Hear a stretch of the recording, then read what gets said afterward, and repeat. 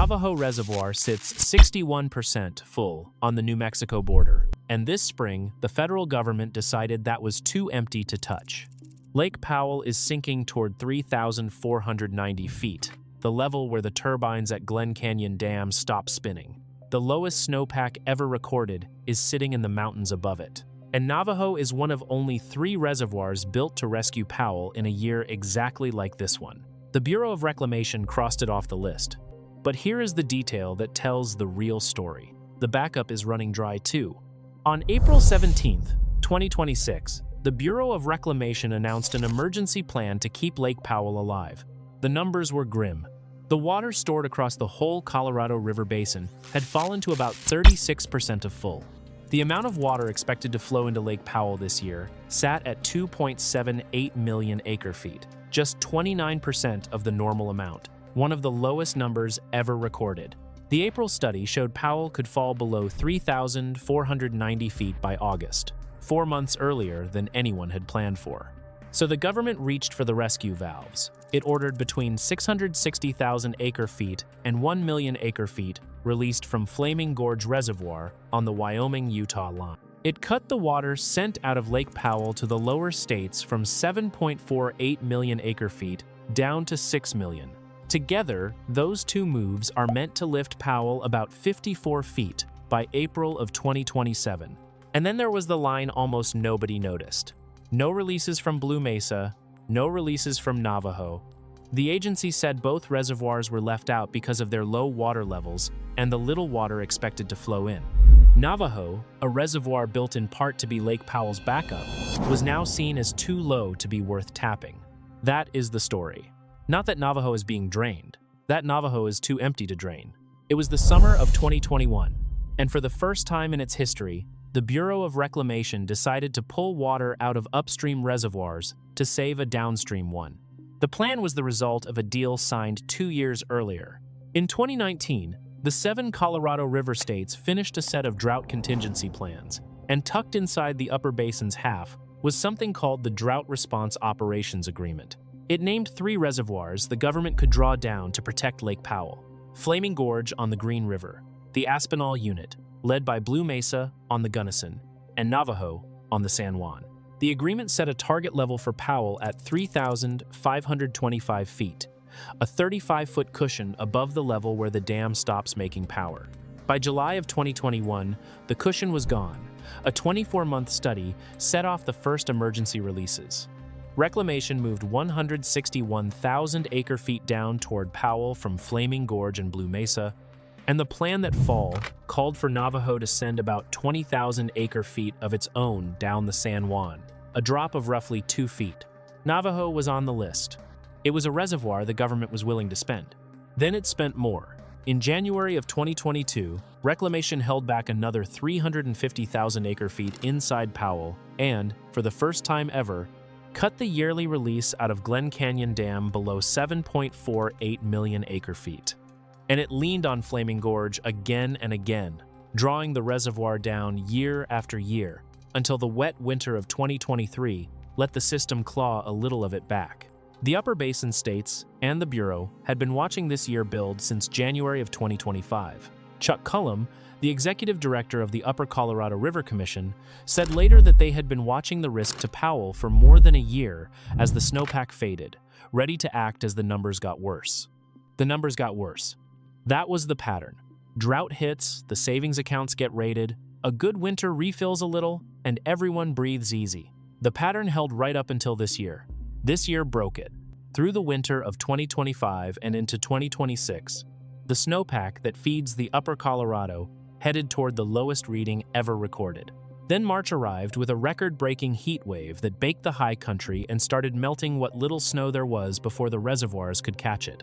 By the first week of April, the water expected to flow into Powell was dropping fast, losing 500,000 acre-feet in 14 days. By the middle of the month, the date when Powell would hit minimum power pool had jumped forward on the calendar from late summer to August, and the government stopped waiting. Now, zoom out and look at where these reservoirs actually sit, because the map is the whole story. Navajo Dam stands on the San Juan River, sitting across the line between southern Colorado and northern New Mexico. The San Juan is one of the biggest rivers that feed the Colorado, and it runs straight into the upper end of Lake Powell. So every acre-foot stored behind Navajo is water that would otherwise be feeding Powell on its own time. Hold it back, and you protect the farms and tribes who depend on it. Let it go, and you prop up the lake downstream. And a lot of people depend on it. Navajo Water runs the Navajo Indian Irrigation Project, supplies the Navajo Nation, feeds the Jicarilla Apache Nation, and keeps the taps running across the Farmington area of New Mexico. Reclamation also has to send a steady flow out of Navajo, between 500 and 1,000 cubic feet per second, to protect endangered fish in the key stretch of the San Juan that runs all the way to Powell. Navajo is not a spare tank. It is a working reservoir holding up an area of its own. Navajo Dam was finished in 1962, and when full, the reservoir can hold more than 1.7 million acre-feet. Even now, pulled down to 61%, it still stores over 1 million acre-feet of water. That sounds like plenty. It is not, once you look at how the year is actually running. By the end of May, Navajo sat at a level of 6,036 feet, only 73% of its average for that point in the season. The water flowing into it that month measured 26% of average. Releases out of the dam ran low to protect the fish. Evaporation took its share off the top, and the reservoir's storage fell by another 2,100 acre-feet in a single month. A reservoir quietly losing water it has no way to refill is not a reservoir you raid to save a different lake. That is why it stayed off the list. And Navajo was not the only backup the government skipped. Blue Mesa, the biggest reservoir in Colorado, sits on the Gunnison River and feeds the same rescue system. Back in 2021, it gave up 36,000 acre-feet and dropped about 8 feet. With so little warning that it cut the boating season short and drew angry complaints from Colorado water managers who said the lake was being given up for a problem downstream. By the spring of 2026, Blue Mesa was only 47% full. So when the Bureau drew up this year's plan, 2 of the 3 rescue reservoirs, Blue Mesa and Navajo, were ruled out before the work even started. The whole job fell to 1. Here is the part most people never put together. To see why the savings accounts are empty, you have to start with where the water comes from. The Colorado River is made almost completely out of snow. Storms drop it on the Rockies through the winter, it packs into a deep layer across the high country, and in spring, it melts and drains down into the rivers and reservoirs. The timing is everything. When the pack is thin and the spring is hot, 2 things go wrong at once. There is less snow to begin with, and the ground underneath is so dry that it drinks much of the melt before it ever reaches a stream. That is what happened this year. The mountains gave up almost nothing, and the bone-dry soil took a cut of even that. Now think of the rest of the system the way the people who run it do, as a set of savings accounts. Lake Powell and Lake Mead are the 2 big checking accounts that 40 million people draw from every day. The upstream reservoirs, Flaming Gorge and Blue Mesa and Navajo, are the emergency savings. When the checking account runs dry, you move money over from savings. That is exactly what 2021 and 2022 were. And you can only do it for as long as the savings accounts hold something. Jenny Dumas, a water lawyer for the Jicarilla Apache Nation, said it as plainly as anyone has. This year's plan is a short-term fix. You can use up the reserves to avoid collapse this year, she warned. But then the reserves won't be there next year. That is the quiet alarm under the whole 2026 emergency. The government is not spending Navajo because there is barely anything left in it to spend. Andrea Travnicek, the Assistant Secretary for Water and Science, who is in charge of the Bureau of Reclamation, made the April action all about speed, saying it was imperative that they move quickly to protect a supply that gives water to 40 million people. The forecasts were getting worse by the week. Amy Haas, Executive Director of the Colorado River Authority of Utah, updated the communities around Flaming Gorge as the releases were coming. She called it an amount never seen before, more than double the last emergency. The forecasts are stunning to all of us, she said. Over the first 2 weeks of April alone, the water expected to flow into Lake Powell dropped by another 500,000 acre-feet. If you are finding this useful, subscribe. We cover the Colorado River and the systems holding up the American West every week, with the full picture you need to actually follow what is going on. By late April, the math had hardened into a decision. On April 23rd, the Upper Basin states officially approved the emergency move of water, clearing the way for Interior Secretary Doug Burgum to order the Flaming Gorge releases within days, fast for a system that usually argues over water for years. To see how big that is, the last emergency like it, in 2022, moved 550,000 acre-feet out of Flaming Gorge. This year's order runs up to 1 million, nearly double, and the state signed off only if every drop is returned later. Wyoming's commissioner on the river said it out loud. They would not be asking for a release like this, except for the driest conditions in history. Nobody wanted to drain Flaming Gorge. They did it because Navajo and Blue Mesa could no longer carry the load. So follow where the stress actually lands, because it spreads outward in a set order.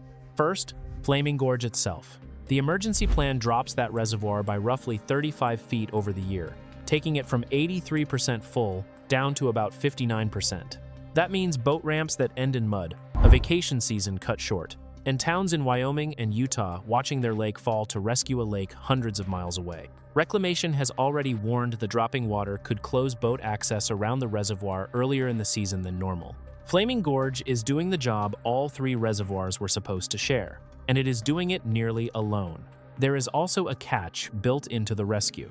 Water released from Flaming Gorge has to travel a long way down the Green River and the Colorado before it reaches Powell, and a share of it soaks into dry ground and dries into the air along the way.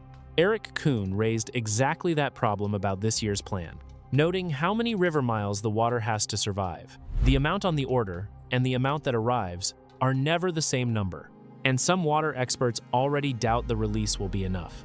As the water expected to flow in keeps falling, they expect the Bureau will have to raise the target before the year is out, pulling even more out of the one reservoir still able to give. Second, the San Juan and everyone tied to Navajo. Just because Navajo is being spared the rescue release does not mean its area is safe. Upper Basin states are already forcing through required, unpaid cuts on their own water users. Cuts that fall on tribes, ranchers, and farming towns that did not cause the shortage. The Navajo Indian Irrigation Project alone was built to water about 70,000 acres of Navajo Nation farmland, and it takes about 200,000 acre-feet from the reservoir in a normal year.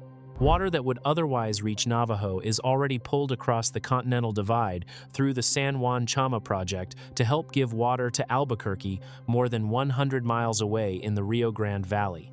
The Navajo Gallup Water Supply Project pulls from the same source to carry drinking water to communities across the reservation and the city of Gallup. Every one of those straws is in the same reservoir at the same time.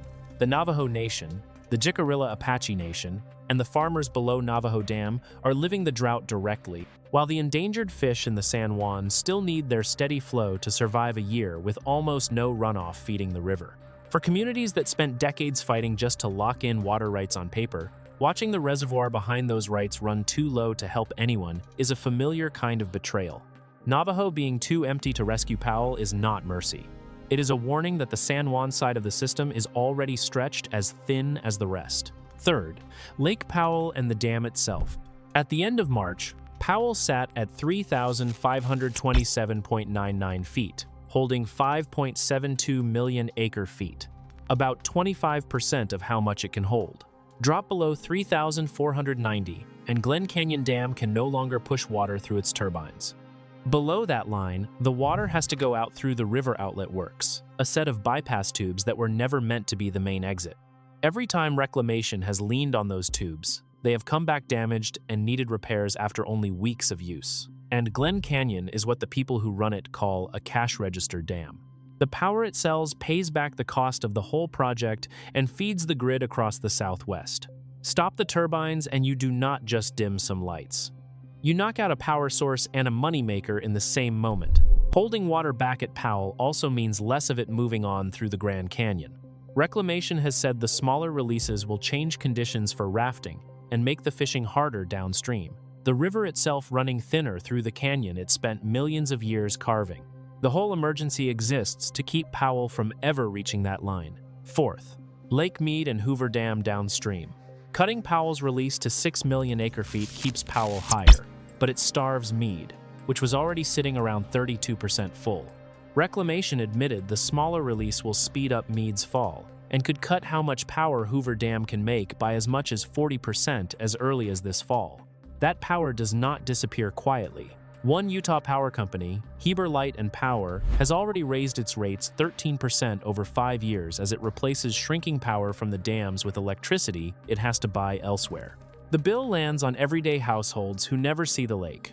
And this is the trade at the heart of the whole plan. Reclamation is robbing one checking account to keep the other one open, moving the crisis from Powell to Mead rather than ending it. Fifth, the whole system, all 7 states and 40 million people, and the legal cliff waiting at the edge of it. The rules for how Powell and Mead are run will end in 2026, and after years of deadlines, the states have not agreed on what replaces them. Reclamation could only cut the Powell release this far because of a short-term deal made in 2024. And with nothing yet agreed for after 2026, the Interior Department has hinted it may just set the rules itself. This is also the first year that the flow at Lee's Ferry, just below Glen Canyon Dam, is set to fall below the average the 1922 Colorado River Compact was built around. A 100-year-old set of laws, a river that no longer carries what those laws promised, and no new deal to close the gap. The two halves of the basin are dug in. The upper states, Colorado, Wyoming, Utah, and New Mexico, say they have never used their full share and should not be punished for the lower basin using too much for decades. The lower states, California, Arizona, and Nevada, hold the biggest cities and farms and the oldest water rights, and they want the water the compact promised. The river does not care about either argument. It carries less every year. Water managers openly worry that this is the year the lower basin sues the upper basin to make it follow the compact. Eric Kuhn, a longtime water manager and researcher who helped write a paper last September that predicted exactly this kind of shortage, put the deeper problem in one sentence. The law of the river was written for a river that no longer exists. The emergency releases, he said, are the system treating symptoms while the disease keeps spreading. This is where the 2021 example stops being comforting and starts being the warning. Back then, the system rated 3 savings accounts, and a wet winter helped pay some of it back. This year, 2 of those 3 accounts are already too low to touch. The one account still being drained is being emptied more than twice as fast as before, and the water that is supposed to refill everything is the least on record. The plan lifts Powell about 54 feet to at least 3,500 feet by next April. It does nothing about the year after that, and none of this dropped out of a clear sky. The basin has been in drought for more than 20 years. A slow, deep drying that has pulled the water stored in its biggest reservoirs from over 56 million acre-feet at the end of the 1990s down to roughly 22 million by the fall of 2025. The wet winters that used to bail out the system have become the exception, not the rule, and the cuts already in place have not turned it around. Under a 2024 agreement, Arizona, California, and Nevada agreed to save 3 million acre-feet of water through 2026, most of it paid for with federal money. The reservoirs kept dropping anyway. This year is simply what that long drop looks like when a record dry winter lands on top of it. So the questions stack up over the basin tonight. If Navajo and Blue Mesa are already too empty to help, what happens the next time Powell falls and Flaming Gorge has not refilled? How do you keep refilling reservoirs that you keep being forced to drain before they ever refill? What does it mean that the agreement built to stop a crisis like this is itself ending in the middle of the crisis? If the lower basin goes to court over a 100-year-old compact for a river that no longer carries what it promised, who actually wins when there is no water to hand out? And how long can a system run on emergency moves before the emergency move is all that is left? Reclamation says the Flaming Gorge water and any future upstream water will one day be paid back. That is the promise the upper basin states demanded in writing before they would sign. But paying it back is not a plan, so much as a hope. It means a wetter year arriving to refill what was drained, on a river where the wet years keep getting rarer and the dry ones keep breaking records. It depends fully on snow that has not been falling. Right now, the water in Navajo Reservoir is being held back. Not because the danger downstream has passed, but because there is not enough of it left to matter. The San Juan still runs out of the dam at the flow it must keep, low and measured, carrying just enough to keep the fish alive. The meter at the dam still reads 61%. And somewhere downstream, at the bottom of a canyon turning whiter every month, Lake Powell keeps dropping toward 3,490, waiting on a savings account that no longer has anything to give.